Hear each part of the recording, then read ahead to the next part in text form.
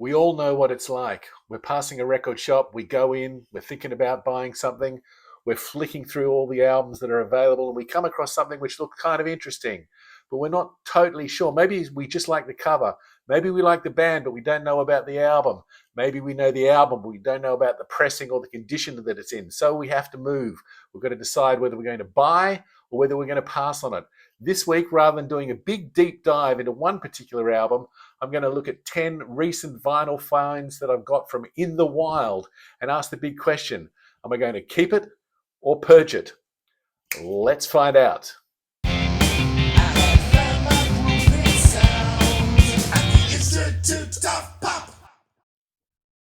One other thing I reckon we all know what it's like is to do a complete video without turning on the microphone. So this is my second run through these 10 albums that I found out in the vinyl wilderness and asking the question, will I keep or purge them? Let's start in 1989 with Mind Bomb by The. I'm really happy to have this album. Matt Johnson is somebody who I think is just a total genius. And he's one of these people, one of these artists who I listen to everything they do musically and also get into the words as well. I think he's absolutely incredible. This is my second favorite of his albums, or their albums, should I say, with the first being Dusk. I absolutely adore this album, but I can't find it out in the wild for love nor one hell of a lot of money. Anyway, look at him. He's a serious man. And when you started an album with Good Morning, Beautiful, and then segue that into Armageddon Days Are Here Again with the wonderful opening salvo. Are you ready, Jesus? Uh-huh. Buddha? Yeah. Muhammad? Okay. All right, fellas. Well, let's go. You know we're in for something which is political, which is something satirical, and we have a bonus on top of that, which is Johnny Marr's. This is his first album playing with The, and doesn't he add some wonderful texture? Also on Kingdom of Rain, should I say, we have the beautiful vocal sounds of Sinead O'Connor. The first side's amazing with those two tracks, then Violence of Truth, Kingdom of Rain, should I say, is the fourth song. Second side's great too, Love Gravitate to Me, and so I'm very happy to have that in my collection. Unfortunately, though, it's a bit of a placeholder because I bought it at a record fair, and the guy told me that it was going to be VG plus, but it's not. It's VG. It's got a bit too much crackle, but it's one of those occasions where you can't just put it on a turntable. They don't have a dedicated listening station. You've got to take a chance. I did. I took him at his word, and I was disappointed. But it's a placeholder until I get another copy. Maybe it'll come in a 2-for-1 with Dusk. Wouldn't that be something? Also, just on a side note here, if you're The fan and you haven't picked up Ensoulment, I really recommend it to you. It's their new album. It's beautifully packaged. There he is. Oops, where is he? There he is. Fantastic. Matt Johnson comes along with this incredible booklet as well, featuring all the lyrics with some insanely beautiful artwork as well. And that's massive booklet. Can't recommend that highly enough to you. And the first track, if you want to get a taster, is called Cognitive Dissident, and I think that is one of the most amazing The songs of all time. Let's move it along and go to 1981 and Elvis Costello's Trust. Another great cover. You know, I think Elvis Costello is a genius, and here we are throwing that word around again.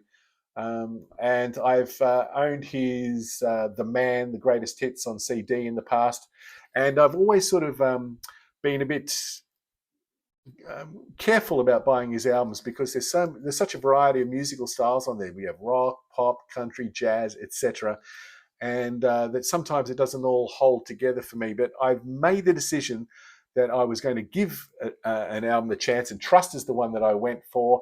And the reason for that primarily is because it has the song New Lace Lee Sleeves on it, which to me is at the pantheon of pop music perfection. Absolutely astonishing. I used to play a lot of these songs in bands, Elvis' songs in bands, but this is what I'm going for. I played it about 3 or 4 times. Will I keep it? Yes, I'm going to, because each time I listen to it, I tend to enjoy it just that little bit more. I was playing it today, for example, and really enjoyed having it on. So that is definitely a keeper from 1981, Elvis Costello's Trust. Let's stay in 1981, and something I can't believe I'm showing to you is, oh God, Rod Stewart's Tonight I'm Yours. And this is an absolute guilty pleasure because I used to love the title track when it came out. I was 16 years old in 1981. Love the video, love the song, that sort of that disco feel to it. Really enjoyed it. And this album is one of those albums which it features in a box that I have at home, which is albums that I only have for one song. And let me know if you'd like me to do a video on that, because I'd be more than happy to. It's really interesting. Albums that I have for just the one song. And this song, of course, is the title track. It's Tonight I'm Yours. Sorry, Tonight I'm Yours. Don't hurt me. Don't hurt me. I mean, what the hell is going on with that, Rod? And then some of the lyrics that we have in there. And if you never ever see me again, think of me as a permanent friend, the one who loved you like the hurricane and then whoo, disappeared. I mean, what is going on with that? There must be a whole bunch of people all around the world who think of Rod as a permanent friend. And then I thought to myself, are we going to cancel him for this frivolity over all the one night stands he's had in his life? And then I thought, well, maybe he didn't write the lyrics. Maybe he's doing somebody else's songs. But no, he wrote the lyrics for Tonight I'm Yours. Don't hurt me. Don't hurt me. So I don't know. It's a guilty pleasure. And I'm not dissing Rod at all, really, in terms of albums. I love Every Picture Tells a Story. I think it's an amazing album. Never a dull moment. It's not bad. Night on the Town. There's some great tracks on there. So, but this one, I'm undecided. I suppose this is going to come down to whether I keep the entire box with albums that I have for just one song, or whether I decide to purge them all. Only time will tell. Then let's move. I was down the south coast of New South Wales in Australia at a place called Mogo, and they have a shop there which up until very recently had a bunch of albums that sometimes had been curated, and there were some good additions in there. And I stumbled across, I only had about 5 minutes in the shop, maybe 10 minutes in the shop, and I stumbled across Sulk by the Associates. And this is from 1982. And I didn't have the opportunity to give it a listen or really spend too much time going through it. Had a quick look on Discogs, had a quick stream of the opening track, which is called Arrogance Gave Him Up. And I thought, new wave, poppy, sounds good. I'm going to fork out the money and take it home and give it a listen. So I listened to Arrogance Gave Him Up, then got on to the next track, which is sort of a gothic, more moody piece. And then I heard That Voice of Billy Mackenzie. Now, wow. No matter what I can tell you about Billy Mackenzie's voice, you're going to have a reaction to it. Mine is like, wow, this is outlandish. This is flamboyant. It's dramatic. It's over the top. And it just doesn't quite work for me. In fact, it doesn't work for me at all. And I feel that if you like his voice, then you're going to absolutely love it.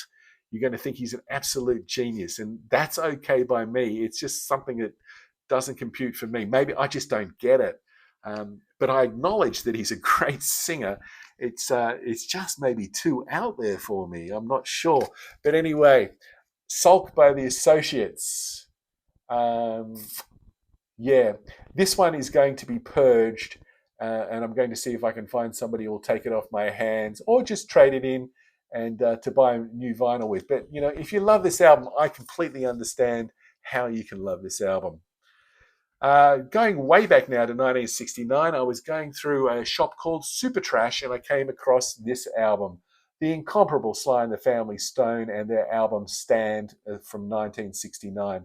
This album is a first Australian pressing from, am I going to say 1969? One more, from 1969, 55 years old.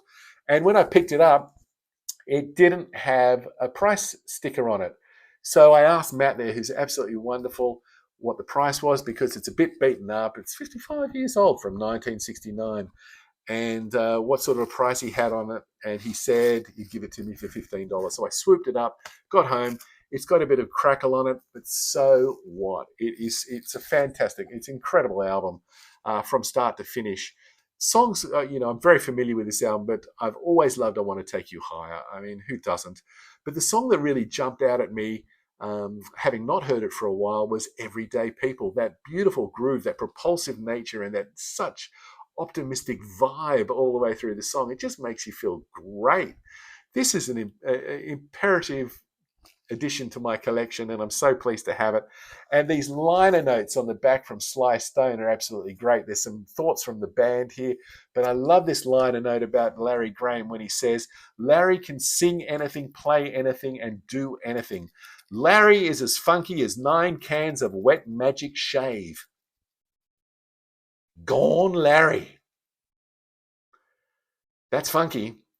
And I wouldn't trade my group for all the tea in Mexico, or maybe stuff from Ecuador, perhaps, if I've got the country right, or Venezuela, I'm not too sure. But so thankful to have that. And while we're on the funk groove, let's go to 1976 and this album by the Brothers Johnson, Look Out for Number One.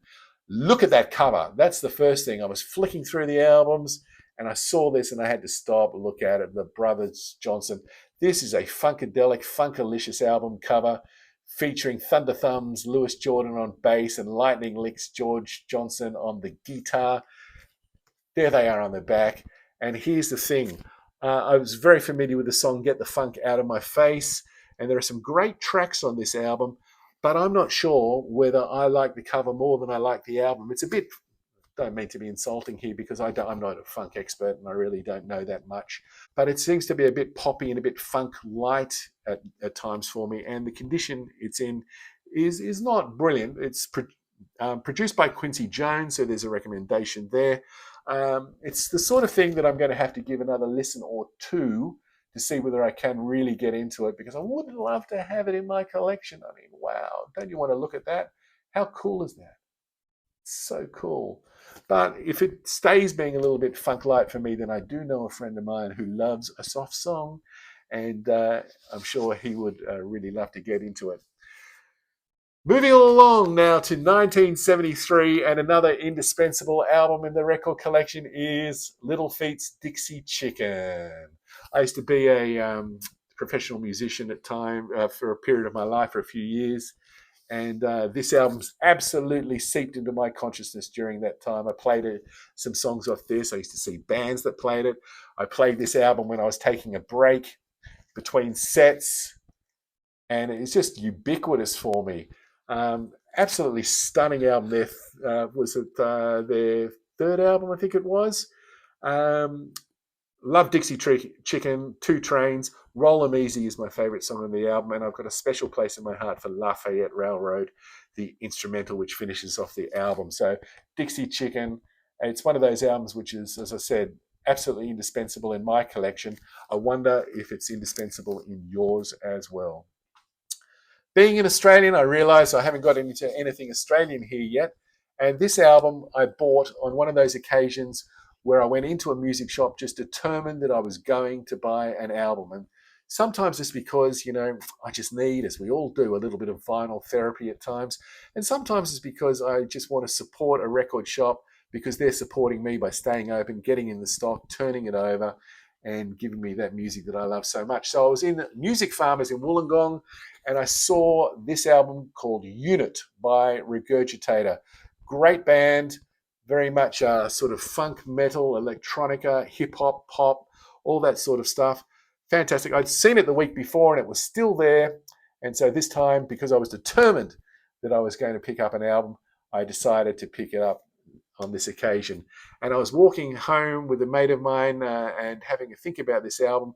And I remembered the first song here, I like your old stuff better than your new stuff.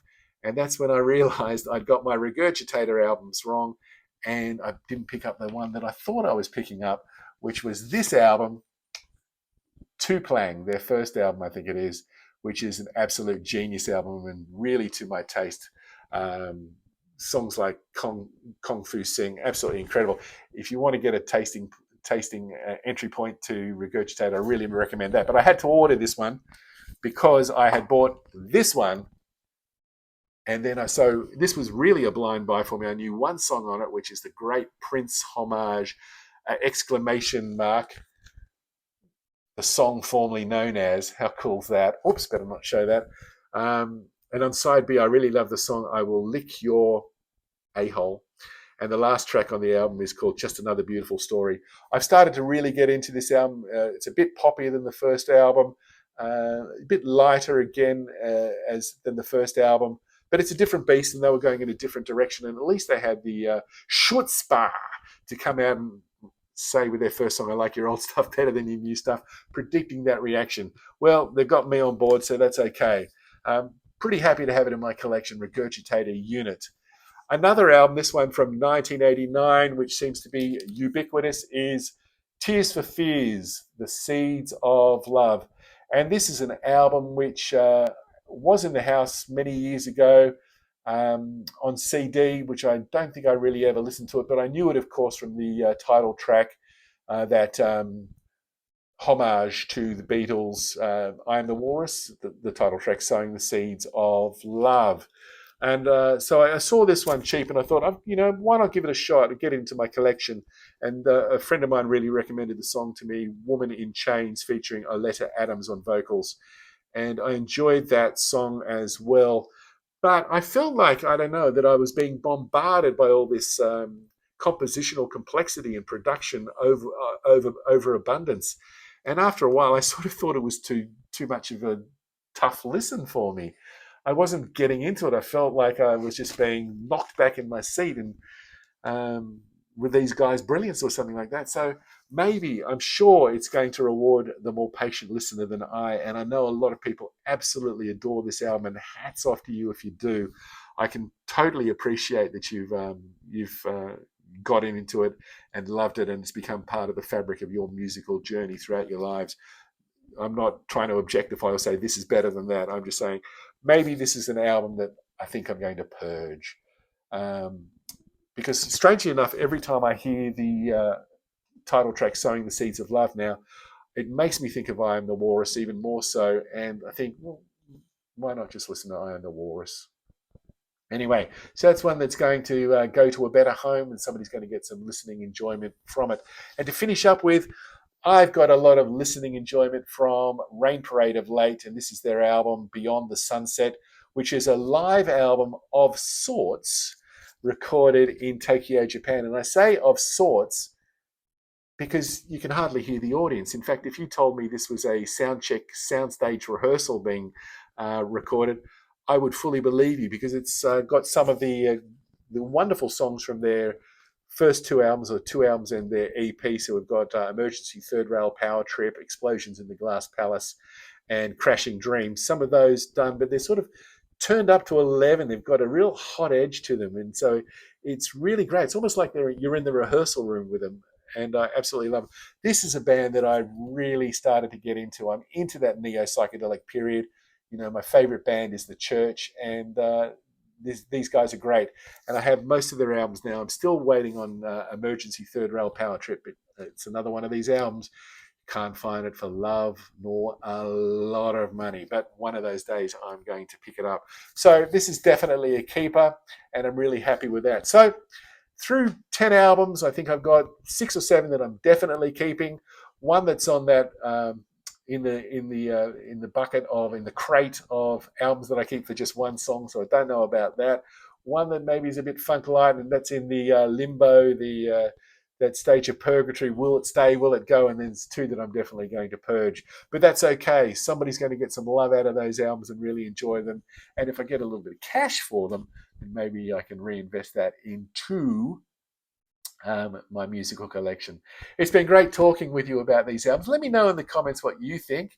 And remember, as I always say, if music of any size or shape gives you pleasure, then who am I to argue with your opinion? I firmly believe that. Life's too chaotic as it is to argue about music. Just enjoy it, sit back, let it enrich your soul. That's my way of thinking. And so I hope you've enjoyed this video. Maybe hit subscribe or give me a like if you did. And also let me know in the comments if you want me to do that albums that I have for just one song video. That'd be quite cool. But until next time, hoping beyond hope that I turned my microphone on at the beginning of this recording. Hope you're all really doing well, and bye now.